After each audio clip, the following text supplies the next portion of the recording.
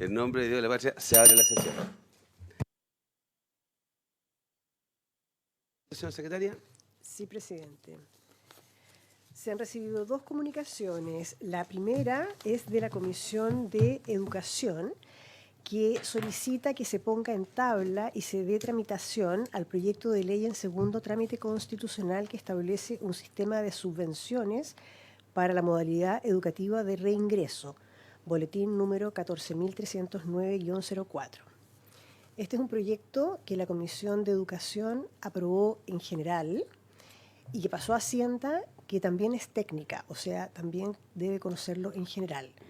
Y está en la comisión hace bastante tiempo, solo que por otros proyectos que estaban calificados con urgencia se ha postergado el tratamiento de este. Bien, veremos cuál es el espacio que tenemos para ponerlo en tabla entonces. Y la segunda comunicación es una solicitud de audiencia que está haciendo el Consejo para la Transparencia, que solicita que se los invite a exponer sus observaciones y comentarios al proyecto de ley que está en tabla hoy día, el proyecto que modifica la ley 20.285 sobre acceso a la información pública. Bien, bueno, vamos a ver este proyecto ahora, entonces en torno al debate del mismo vamos a ver cómo acomodamos o no esa solicitud. Bien, le doy la bienvenida a los señores senadores, a la subsecretaria general de la Presidencia, ¿ya? Y a la secretaria ejecutiva de la Comisión para la Integridad Pública y Transparencia, señora Valeria Lubert. Bienvenida. El objeto de esta sesión es considerar el proyecto de ley que modifica la ley 20.285 sobre acceso a la información pública. Este proyecto ha sido objeto de indicaciones, entiendo, señora secretaria. Ya tuvimos una discusión en general ya en esto. No, este es un proyecto que fue informado por la comisión de, entiendo que la subsecretaria va a hacer una recapitulación de esto, pero este proyecto le correspondía a la Comisión de Hacienda como Hacienda en su caso, respecto de las normas de su competencia. Es un proyecto que tiene un segundo informe de la Comisión de Gobierno y que, estando ya radicado en la Comisión de Hacienda, se abrió un plazo para formular indicaciones, que son todas del Ejecutivo, pero no solamente se refieren a las normas de competencia, o sea, se amplió la competencia. La pregunta evidente era entonces ese plazo para indicaciones. Estando el proyecto acá, significa estas indicaciones que abarcan temas técnicos propiamente tal del proyecto. Ok. ¿Y eso no amerita que vuelva a la comisión anterior? ¿No? ¿Basta con que lo veamos nosotros? ¿Cuál fue la comisión? Gobierno. Bueno, como quiera que sea, yo creo que lo pertinente sería hacer una mirada amplia. Sí, no, es una...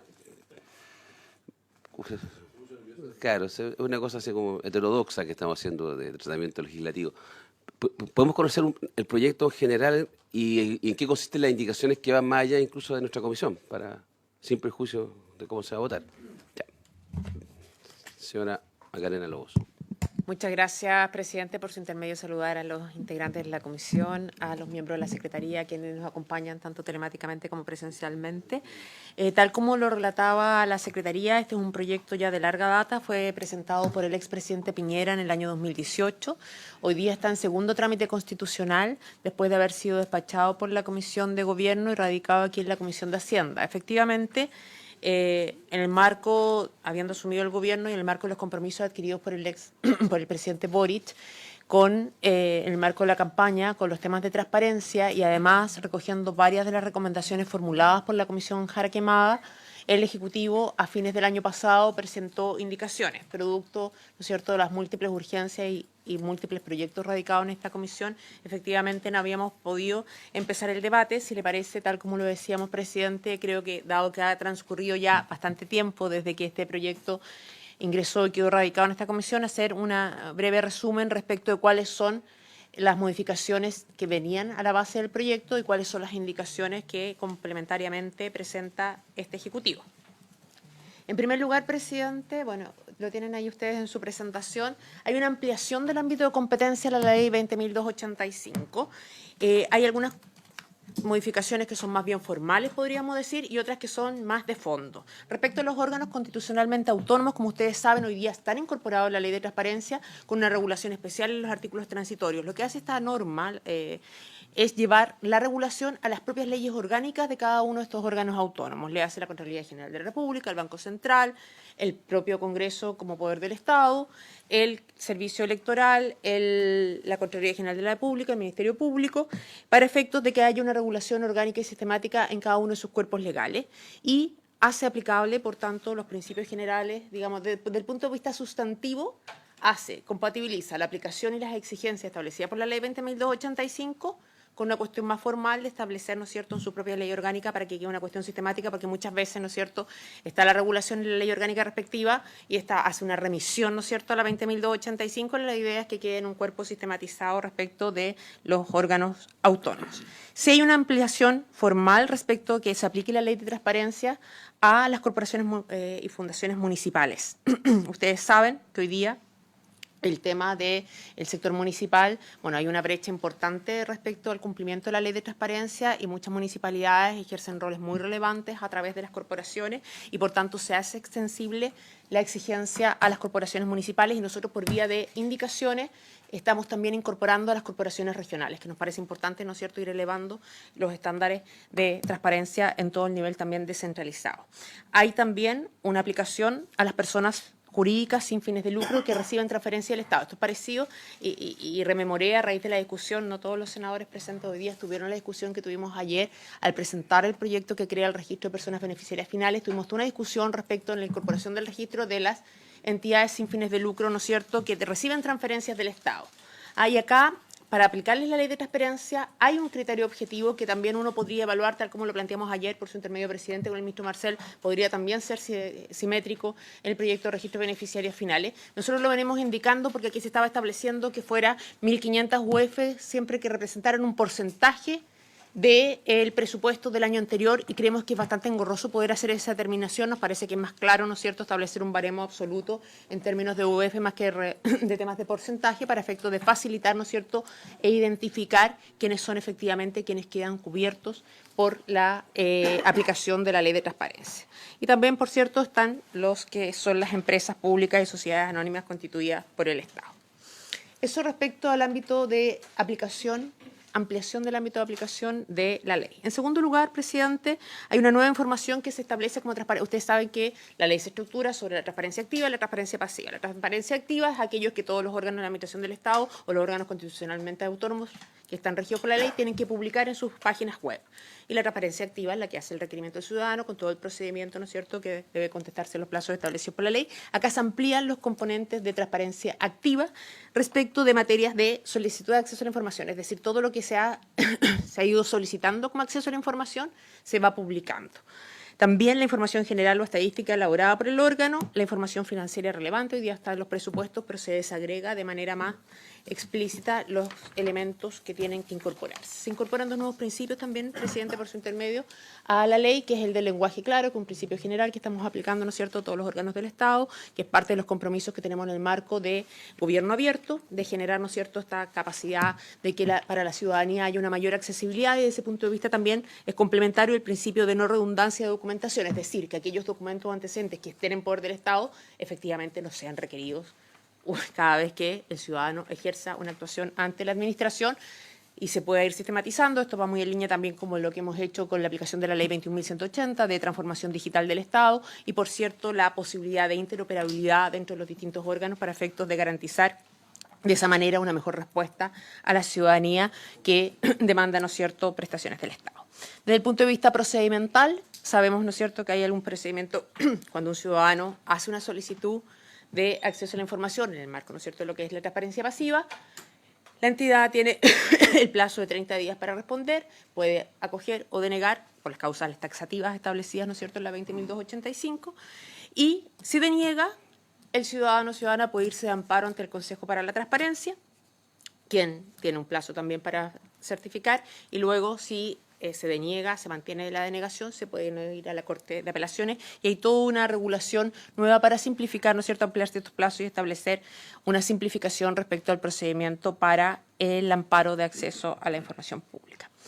se incorpora un nuevo procedimiento porque hoy día la ley establece que respecto de la resolución que haga la Corte de Apelaciones no procede recurso alguno. Por tanto, ahí termina el procedimiento. Hoy día se incorpora la posibilidad de recurrir, como es la regla general, ante la Corte Suprema en caso de denegación. Hay ciertas modificaciones también a lo que es el gobierno corporativo del Consejo para la Transparencia. Básicamente, nuevos requisitos para ser consejeros, nuevas reglas de incompatibilidades, prohibiciones de posempleo, relativas, ¿no es cierto?, a no poder desempeñarse en aquellas empresas respecto de las cuales ellos hayan sido o ellas hayan sido sujeto pasivo de lobby como consejeros o consejeras del Consejo para la Transparencia. Y hay una modificación también relevante en las sanciones por incumplimiento de la ley, que se le da una potestad directa a la Contraloría General de la República, que este es un tema que ha salido inclusive en algunas mociones y todo, para acceder a las operaciones bancarias de los órganos de la administración y corporaciones y fundaciones, es decir, los que están de la administración central y descentralizada, sujetos a la competencia del Consejo. Eso es como en términos generales, presidente, las enmiendas que tenía el proyecto original en el estado de trámite que está hasta ahora.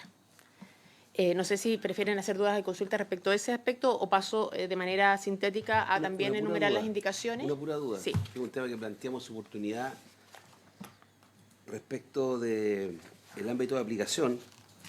Se dice que se hacen modificaciones a una aplicación diferenciada de la ley a órganos autónomos constitucionales y empresas públicas, sociedades, etcétera.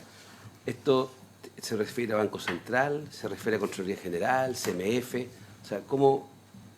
Porque había un tema en un minuto ahí, que algunos de estos entes autónomos plantearon su inquietud de la forma que está la ley, según me parece a mí. Puedo estar confundido el proyecto, pero creo que era este. Yo creo que tiene una ¿Ligera confusión? Ya, perfecto. ¿Puedo Entonces, pensar? me aclara la confusión. No, presidente, yo creo que usted había, porque recuerdo que fue una conversación que tuvimos respecto a algunas aprehensiones que tenían. Siempre hay que buscar, más allá de este proyecto, y este es un elemento que hay que conciliar en todos los proyectos cuando efectivamente establecemos normas generales que tienen que aplicarse a órganos que tienen autonomía constitucional. Y en el caso que usted plantea, la duda era respecto a cuál era el ámbito competencial que iba a tener la Agencia de Protección de Datos Personales respecto a los órganos autónomos. Tiene razón.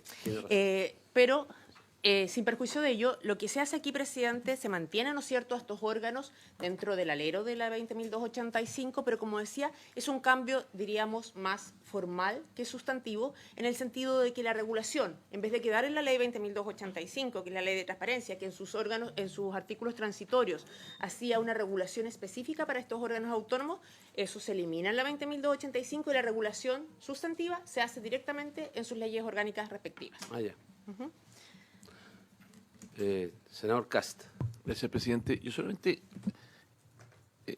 si nos puede profundizar un poco, subsecretaria, en el tema de los municipios, que yo creo que es un tema extremadamente relevante. Entonces, ¿cómo esta normativa va a permitir tener, de alguna manera, más acceso, más información y a los municipios, que siento que son muchas veces un lugar donde, paradójicamente, la ciudadanía valora mucho los municipios, que yo encuentro que es notable porque el gobierno local tal vez de los reductos de la democracia actual que tiene mayor valoración, y encuentro que tenemos que fortalecerlo. Además, pasa algo bien positivo, que independiente de los colores políticos, la ciudadanía siente una conexión con su alcalde, cosa que creo que es un atributo de nuestra democracia que tenemos que cuidar, y por lo tanto, o alcaldesa, por supuesto. Por lo tanto, el desafío de que eso sea cada vez más profesional, más probo, es tremendo. Y además, otro de los problemas que tenemos es que los municipios en general en Chile reciben muy poco presupuesto. Del presupuesto somos un país bastante centralista, en el sentido de que entiendo, no sé si las cifras son exactas, pero que en Chile del orden del 15% del presupuesto público lo maneja directamente el municipio con algún tipo de autonomía. En otros países ese porcentaje llega al 30%, 40%. Entonces, es muy relevante esta ley para que, si queremos avanzar en darle más descentralización, más poder a los municipios, efectivamente tengan mayor transparencia. Así que, si pudiera profundizar, su secretaria, le agradecería. Sí, por favor. Presidente, por su intermedio, respondiendo a la consulta del senador Kass, efectivamente, tal como lo manifiesta, el sector municipal hay una brecha importante, de acuerdo a los reportes del propio Consejo para la Transparencia, en cumplir los estándares de transparencia activa inclusive. También tenemos un problema, ¿no es cierto?, con probidad, y en ese sentido esta norma es complementaria al proyecto que está radicado por su intermedio de la Comisión de Gobierno en segundo trámite constitucional sobre probidad municipal, que también va de la mano de esto y que es muy importante. Desde el punto de vista concreto de la transparencia, hay una ampliación de la cobertura y, por tanto, efectivamente va a haber más herramientas para poder gestionar el tema de la transparencia en el nivel descentralizado, toda vez que se incorporan, como digo, las corporaciones, tanto municipales como regionales. Eso es un avance muy sustantivo porque sabemos que muchas de las actuaciones de los municipios se hace a través de las corporaciones municipales y, por tanto, es muy relevante que esto también quede dentro de la cobertura del proyecto de ley.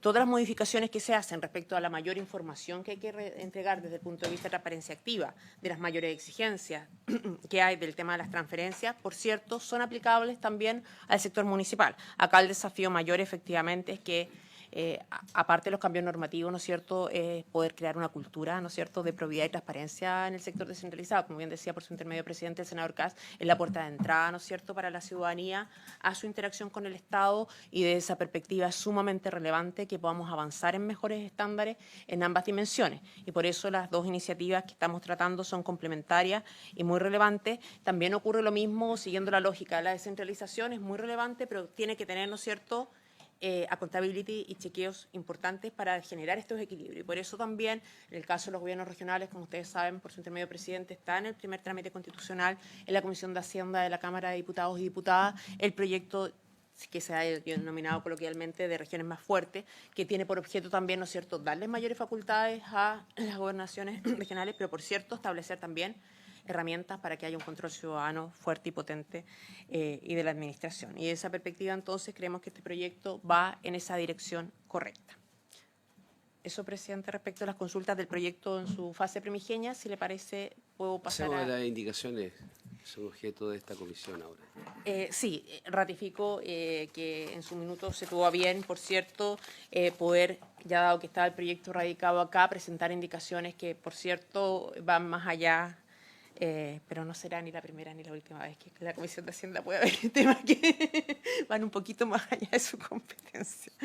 En primer lugar, tenemos la definición de datos abiertos. Una cosa muy importante, ¿no es cierto?, para la ciudadanía, decíamos, el tema de la accesibilidad de los datos. Se habla de que se puedan tener datos abiertos, es decir, que estos datos sean accesibles, reutilizables, manejables y, por tanto, que no sean en un PDF que finalmente nadie pueda trabajar. Y de esa perspectiva, entonces, habiéndose incorporado la posibilidad del principio de accesibilidad, se incorpora también la definición de datos abiertos para entender, ¿no es cierto?, qué estamos hablando.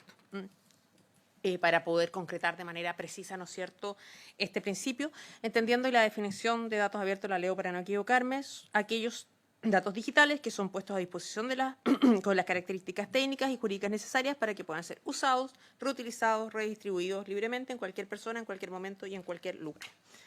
Por tanto, este principio de aperturación va de la mano, ¿no es cierto?, como decíamos, de la definición de datos personales. En segundo lugar, por su intermedio, presidente, el proyecto establece nuevas obligaciones, como decíamos, de transparencia activa, y se incorpora también la obligación de publicar la información, aparte de la que ya venía en el proyecto original. Hay cierta información que, de acuerdo a la jurisprudencia del propio Consejo para la Transparencia, se ha ido calificando como pública. Y desde esa perspectiva se establece la obligación de que esa información que se ha ido calificando como pública sea también una obligación de los órganos de tenerla a disposición como responsabilidad de transparencia activa en la respectiva página web de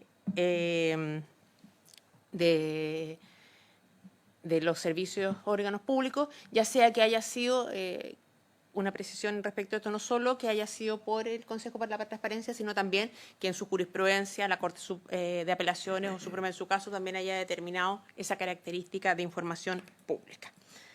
Luego se hace otra modificación, presidente, relativa a la obligación de publicación en las actas del Consejo Directivo para la Transparencia. Hoy día es una práctica que efectivamente las actas estén a disposición, pero no es una obligación legal y nos parece que desde luego, siendo el Consejo para la Transparencia el órgano que tiene que velar por la transparencia, lo lógico es que sea una obligación legal, que efectivamente que no queda al arbitrio de la autoridad de turno el hecho de que estas actas, ¿no es cierto?, queden a disposición. Luego tenemos que en el reclamo, si es que no están en el mismo orden que acá, ya me estoy confundiendo con la pestaña. Luego se establece también una... ¿Por qué están en un distinto orden que las que tengo acá, vale? No, ya me voy a guiar por este, vale, porque ya. Luego se establece también una obligación respecto a la dirección de presupuesto, ¿no es cierto?, de transparencia respecto a todas aquellas materias que tengan que remitir a las comisiones especialistas de presupuesto y a la biblioteca, que también estén, ¿no es cierto?, alojadas en su página web como información de transparencia activa, salvo aquellas, por cierto, que estén sujetas a alguna causal de reserva. También se establecen ciertas modificaciones respecto al procedimiento. A través de estas modificaciones permitimos que el Consejo para la Transparencia efectivamente pueda, en caso de incumplimiento de deberes de transparencia activa, pueda de oficio iniciar un recurso. Hoy día eso no es posible, digamos, y por tanto puede hacerlo tanto el Consejo para la Transparencia o un tercero, y se amplía la legitimación activa para efectos de poder recurrir también en casos de transparencia, omisión o incumplimiento de las funciones de transparencia activa. Hoy día el procedimiento está regulado solo, ¿no es cierto?, para los casos de transparencia pasiva, se amplía en estos casos. Y se hace, ¿no es cierto?, en las mismas normas del amparo que hoy día regula el caso de transparencia pasiva. Actualmente no se contempla un criterio de apreciación de prueba para la sede de amparo, y se establece explícitamente que, como es la regla general en todos estos casos, la regla va a ser apreciada por la Corte de acuerdo a las reglas de la sana crítica. ¿Perdón? ¿Qué indicación al respecto? Si es algo... Sí, lo que pasa es que en este caso, o sea, esa es la regla general que está en todos los procedimientos de esta naturaleza, pero en este caso de este procedimiento no está explicitado que es de acuerdo a la sana crítica y por tanto podría entenderse que no aplica, digamos, eso aun cuando en los hechos ha ocurrido de esa manera. Luego tenemos una... Insulsado. Tenemos la obligación de publicación, ya habíamos dicho. También respecto al Consejo, hay una norma de carácter, ustedes saben que el Consejo tiene facultades para dictar instrucciones de carácter general. Se establece también la obligación que en este caso eso vaya a trámite de toma de razón de la Contraloría General de la República. También hay una clarificación respecto a lo que es la denegación infundada, que se establecen una serie de otros criterios más bien subjetivos. Nosotros estamos eliminando esos criterios subjetivos que se incorporaban y seguimos con los criterios objetivos. Creemos que es muy importante para efectos de garantizar la efectividad de la ley de transparencia, que efectivamente cuando se califica como infundada, digamos, esto sean criterios objetivos y no que tenga que ver con apreciación subjetiva de cada una de las autoridades. Y finalmente... En el caso de las entidades sin fines de lucro que hagan transferencias con el Estado, hay ciertas adecuaciones, como decía, respecto a cuáles van a ser las que queden sujetas al ámbito de competencia de la ley, toda vez que simplificamos el tema de las 1.500 UF, no que sea un porcentaje de sus operaciones, digamos, de su presupuesto el año anterior, que va a ser bastante dificultoso de poder determinarlo. Se establecen las 1.500 UF en términos absolutos y que va a ser la Comisión, el Ministerio de Hacienda, quien va a poder determinar eso de acuerdo a los registros que lleve el servicio, el propio Ministerio. Eso básicamente, presidente, respecto a las indicaciones. Hay un cambio respecto, se crea un órgano de coordinación tanto para los órganos autónomos como con el Consejo para la Transparencia, dirigidos por la SECPRES. Se decía que la Secretaría Técnica también quedaba radicada en el Ministerio de Secretaría General de la Presidencia. Nosotros en conversaciones con el Consejo nos parece que lo más relevante, siendo ellos el órgano técnico competente, que esa Secretaría sea brindada por el propio Consejo para la Transparencia y no por el Ministerio de Secretaría de la Presidencia. Por tanto, también vamos presentando una indicación en ese sentido. Hoy día la Comisión para Transparencia, como ustedes saben, está dentro del programa presupuestario de la Secretaría General de la Presidencia, su programa presupuestario 01, como un consejo, es una comisión que está integrada, presidida por la subsecretario de la Secretaría General de la Presidencia, integrada por representantes de distintos ministerios.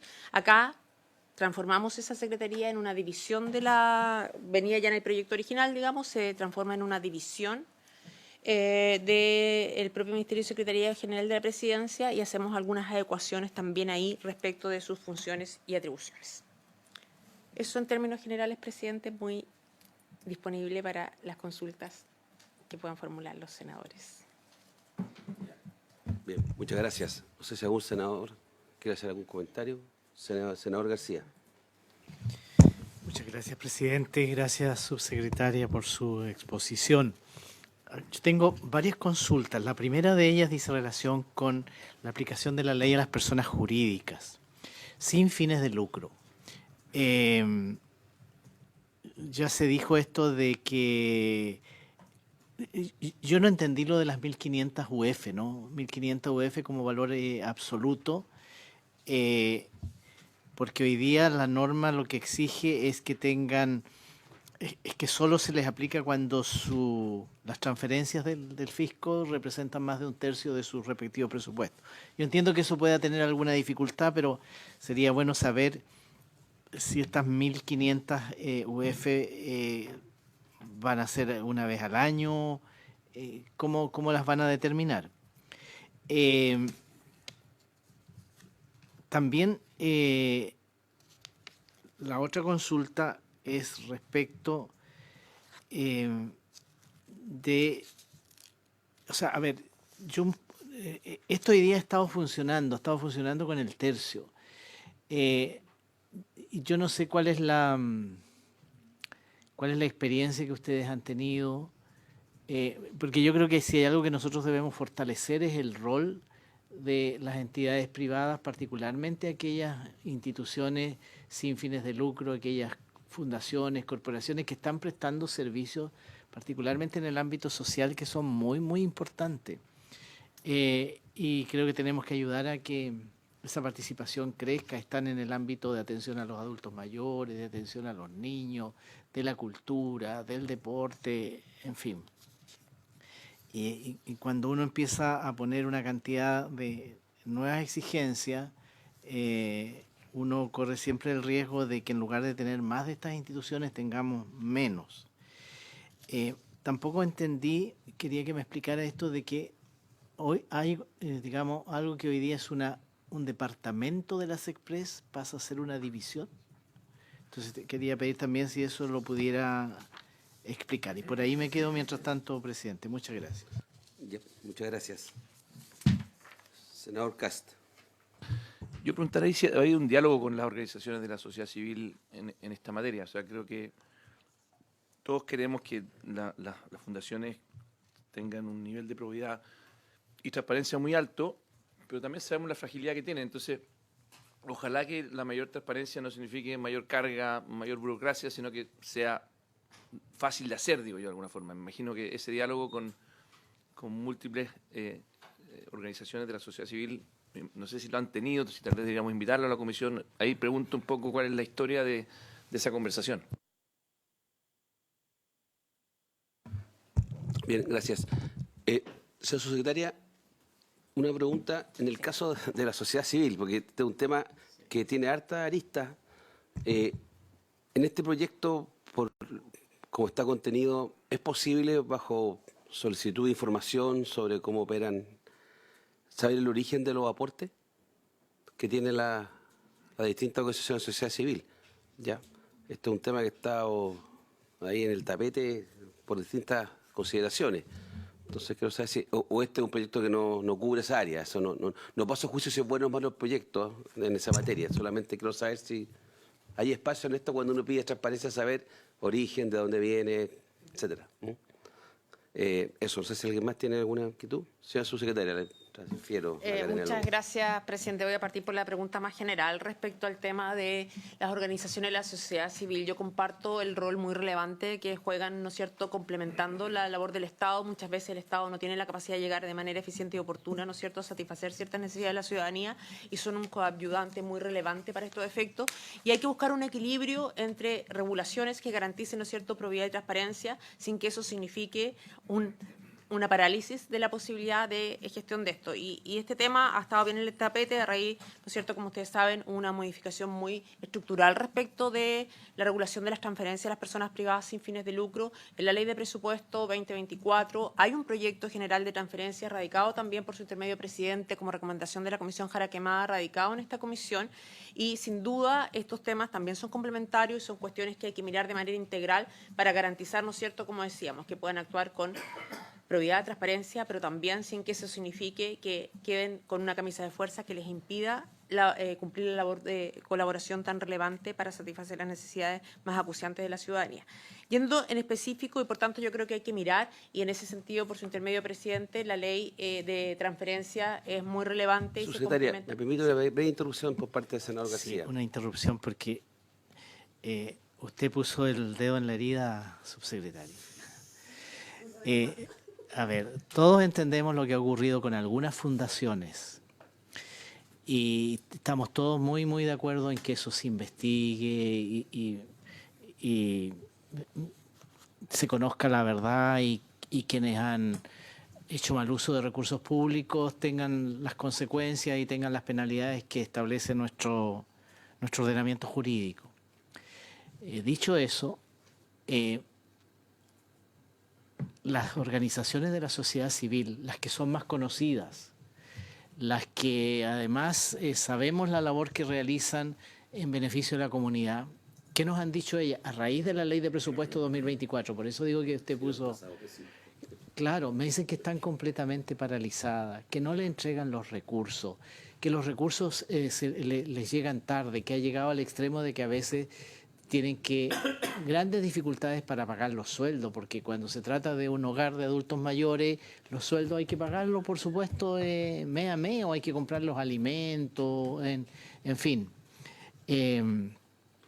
No voy a dar nombre de las organizaciones, pero hay instituciones que son valiosísimas, valiosísimas. Sin ellas tendríamos, pero muchísimas más dificultades.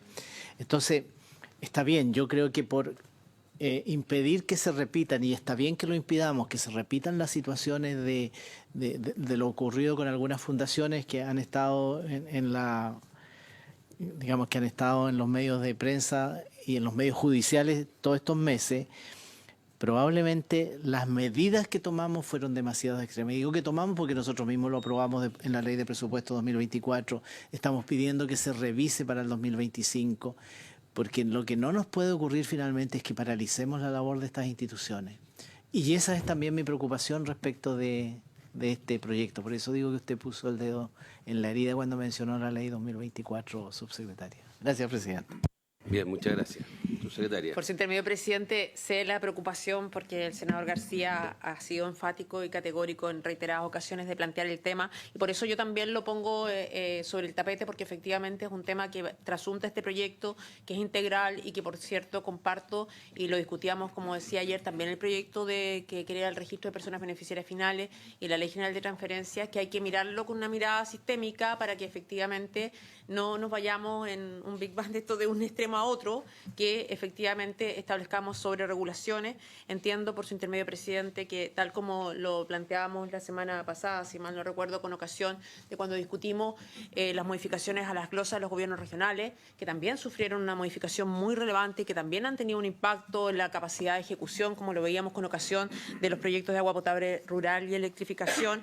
La Dirección de Presupuesto ha iniciado una serie de revisiones respecto de esto, en el caso de los GORE en reuniones periódicas para poder revisar y asumo también, no tengo la certeza respecto de eso, con las organizaciones sociales. Ellos, en definitiva, han venido trabajando. Sin ir más lejos, yo tengo una solicitud de lobby para la próxima semana con ellos y creo que es importante, como decía, ver esto de manera sistémica. Como usted preguntaba, yendo a la pregunta concreta por su intermedio, presidente, del senador García, y darle la bienvenida al senador Coloma, tenemos el tema del tercio, porque... concentrémonos.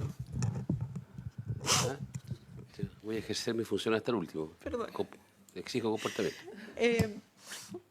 Respecto a la pregunta del senador García respecto del tercio que se ya había operado y por qué nos pasábamos, ¿no es cierto?, a los montos de transferencia en términos absolutos, esta norma no ha operado por su intermedio presidente, el senador García, porque esta es una enmienda que viene de este proyecto, incorporar al ámbito de aplicación de la ley 20.285 a las personas jurídicas sin fines de lucro que reciben transferencia del Estado. Es una innovación de este proyecto, por tanto no hay experiencia previa respecto a si ha funcionado o no ha funcionado.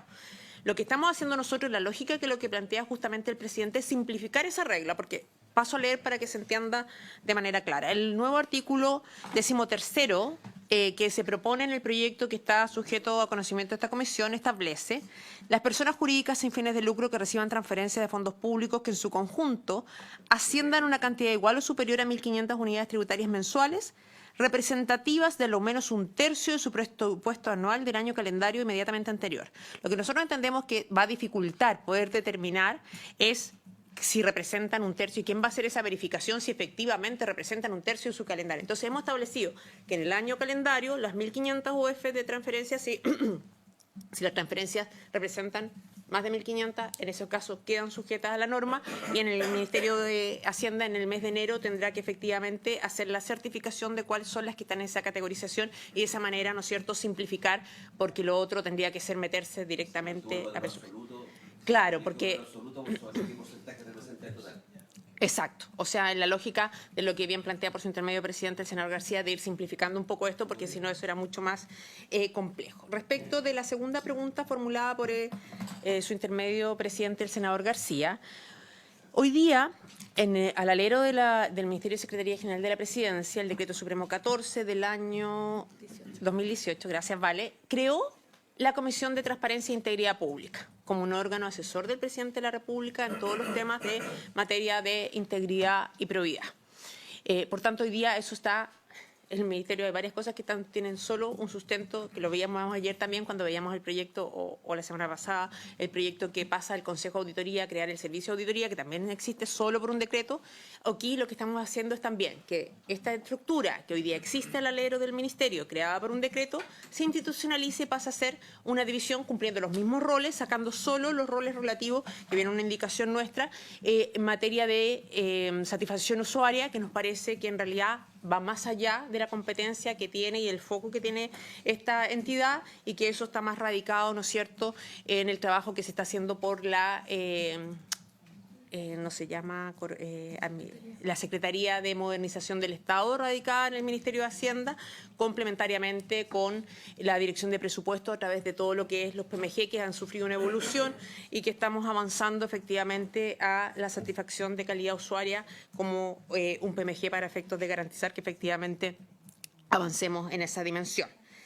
Respecto a la pregunta por su intermedio del senador Kass, en el marco, como muchas de las innovaciones o indicaciones en el proyecto primigenio, como data del mandato anterior, no tengo claridad si antes de incorporar a las organizaciones hubo un diálogo respecto de ello, pero en el caso de las indicaciones, efectivamente, por su intermedio presidente, dado que estos son las innovaciones, derivan de las recomendaciones de la Comisión Jara Quemada, la Comisión Jara Quemada recibió de manera a las distintas organizaciones en distintas audiencias, y hubo un diálogo ahí, sin perjuicio que, como lo decíamos anteriormente, respondiendo a la consulta por su intermedio del senador García, efectivamente hay un diálogo abierto porque hay una serie de normativas que las atañen y las afectan, y que esa perspectiva es muy importante, ¿no es cierto?, mantener ese diálogo de manera permanente para garantizar llegar a una buena legislación que cumpla, ¿no es cierto?, este equilibrio que decíamos originalmente.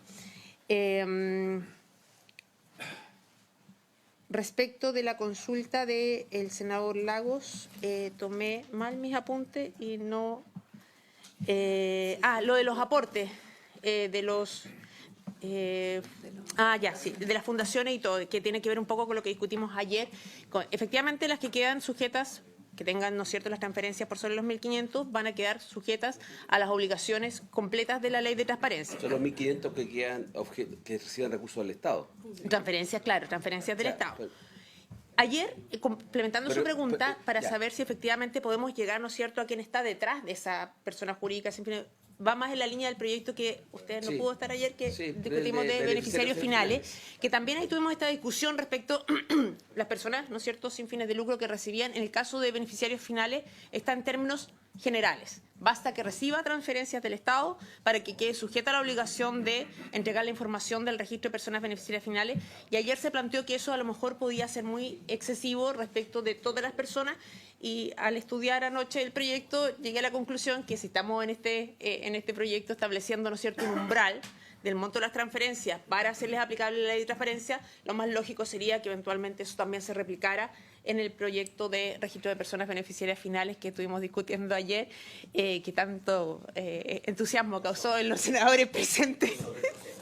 Causó entusiasmo, por ejemplo, en algo más.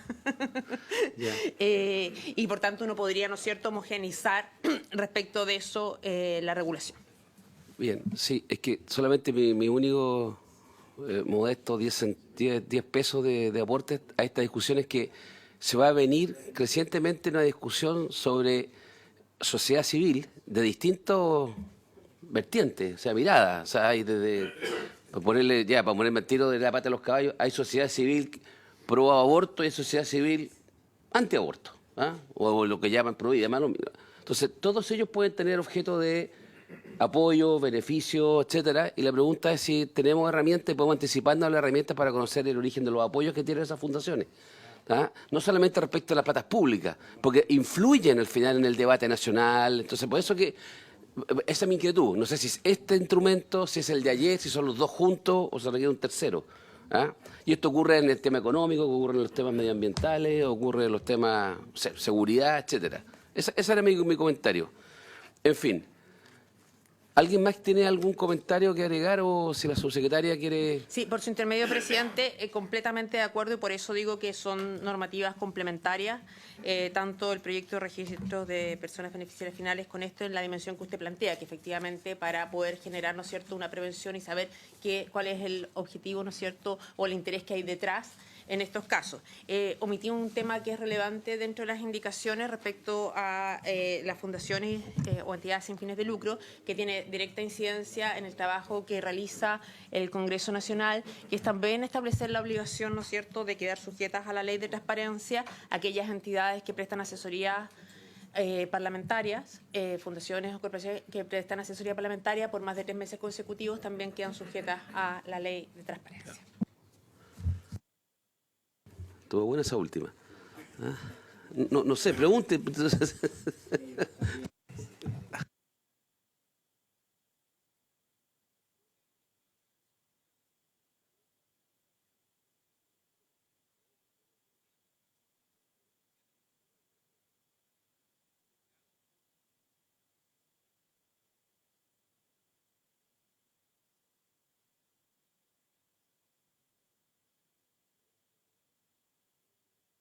¿Terminó, señora secretaria?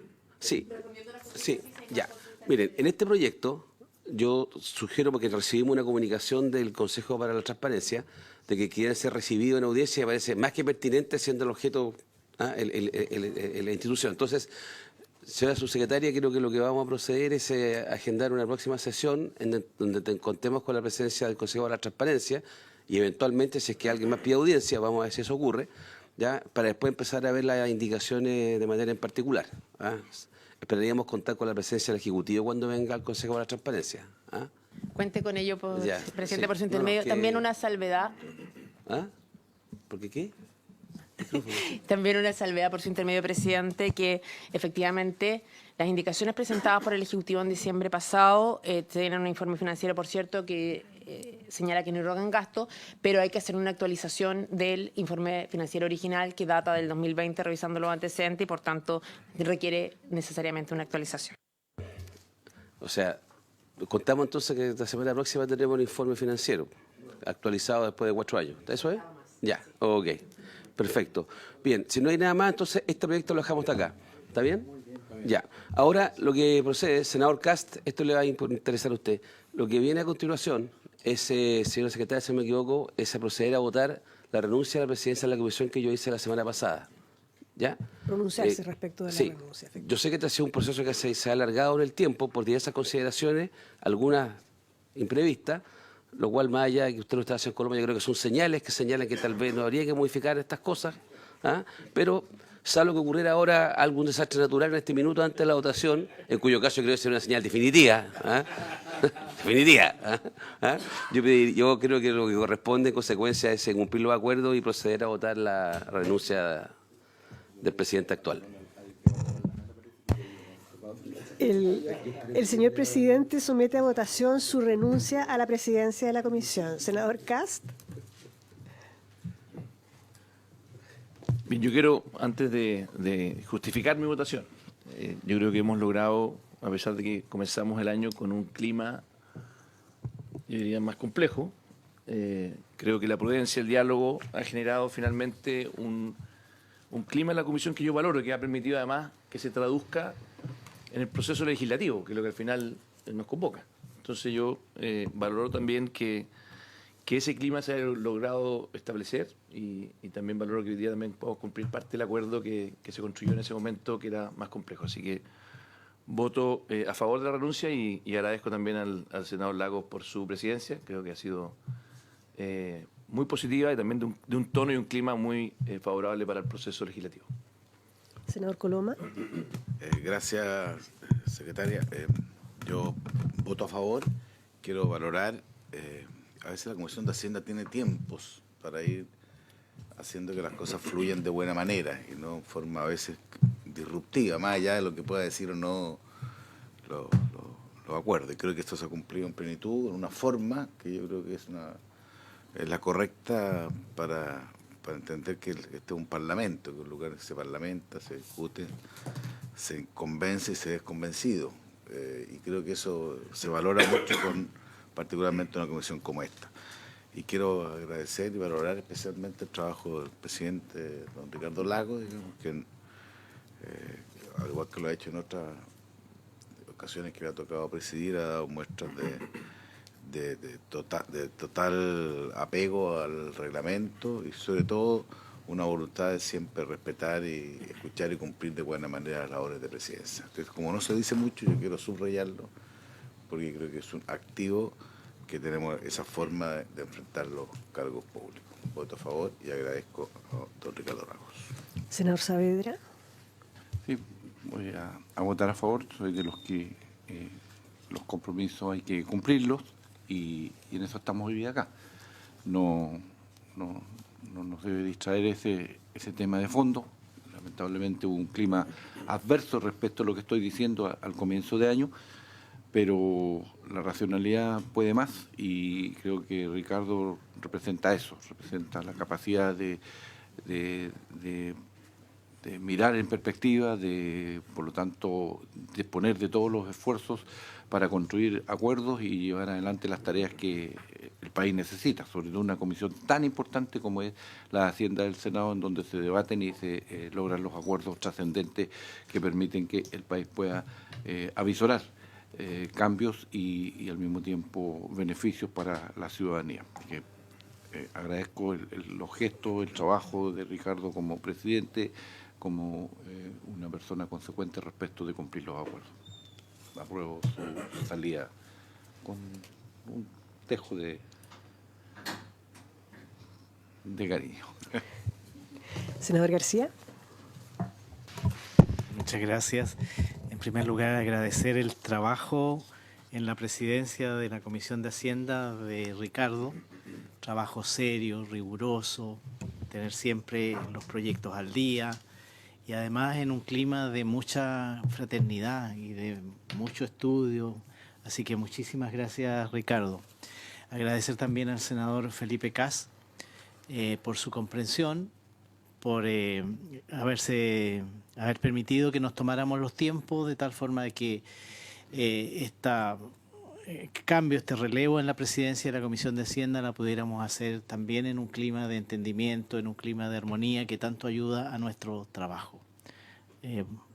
Reiterando mis agradecimientos tanto al senador Lagos como al senador Felipe Kast y a todos quienes integran la comisión, voto a favor aceptando su renuncia.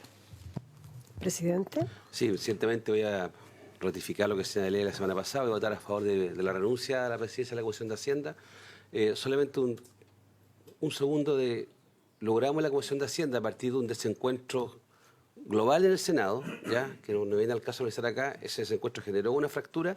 Al menos en la Comisión de Hacienda encontramos un derrotero, entre otras cosas porque los que tenían mayoría en su oportunidad, de la forma que se logró, etcétera, podrían haber impuesto una mayoría y haber estado en su, comillas, derecho a hacer las cosas como les pareciera pertinente, pero aquí encontramos una fórmula de entendimiento en el cual además se puso una condición, una meta, mejor dicho, en el cual era aprobar en general el proyecto de cumplimiento tributario, en la cual yo voluntariamente daba un paso para no forzar una situación que nadie quería, parece, ¿ya? Entonces yo quiero valorar eso, lo digo desde la oposición, y los que tenían interés en participar en esto. Con todo saco como conclusión de que la única forma que uno progresa al final del día es llegando a entendimientos y acuerdos, en particular cuando uno no tiene ni la verdad absoluta ni la mayoría, entonces no queda otra que sentarse a conversar, y las pasadas de máquina no siempre rinden todo lo que uno quiere, las pasadas de máquina son coyunturales. Entonces yo voto favorablemente a la renuncia. Debo escucharlo a ustedes, que lo hice tan bien, creo que es mejor minuto para irse entonces, porque después ya todo viene rendimiento decreciente, entonces eso se lo dejaré entonces a los demás que vengan y que vamos a hacerse cargo de la cuesta abajo. Así que muy bien. Queda entonces aprobada la renuncia del presidente y procede elegir a un nuevo presidente. ¿Algún nombre? Yo propongo dentro de los acuerdos a Felipe Cast para este cargo, presidente. Voy a tomar la votación entonces respecto del nombre propuesto. Senador Cast. Yo me voy a abstener para dejar al resto que pueda, dado que propusieron mi nombre. Voy a confiar en el clima de los acuerdos. Senador Coloma. Estoy que me abstengo, pero no. Voto a favor. Senador Saavedra. Estoy bien curioso de esta situación. No. Voto a favor de la presidencia de Felipe. Senador García. A favor. Senador Lagos. No, a favor, imagínese que la abstención influyera en el resultado. No, a favor de Felipe Cast, que fue el acuerdo que hay, así que muy bien. Queda entonces elegido el senador Felipe Cast como presidente de la Comisión de Hacienda. Muy bien. Tiene que subir entonces. Venga. ¿Ah? Bueno, llegaron al altar. ¿Cuándo fue? Yo creo que habrá cosas.